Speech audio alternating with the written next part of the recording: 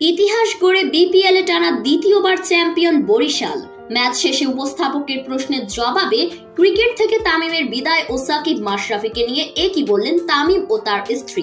বিস্তারিত জানুন পুরো ভিডিওতে। এক পেশে মেজাজে লড়াইয়ের মাঝে চিটাগং কিংসের দুর্দান্ত ব্যাক থ্রু, এরপর ঘুরে দাঁড়িয়ে পাল্টা লড়াই ফরচুন বরিশালের। এরই মাঝে বাড়তি বিস্ময় ছিল চিটাগংয়ের অদ্ভুত ফিল্ডিং। ফলে নাটকীয় এক ম্যাচে ৩ বল এবং ৩ উইকেট হাতে রেখেই বিপিএলে টানা দ্বিতীয়বার চ্যাম্পিয়ন হয়েছে তামিম ইকবালের বরিশাল।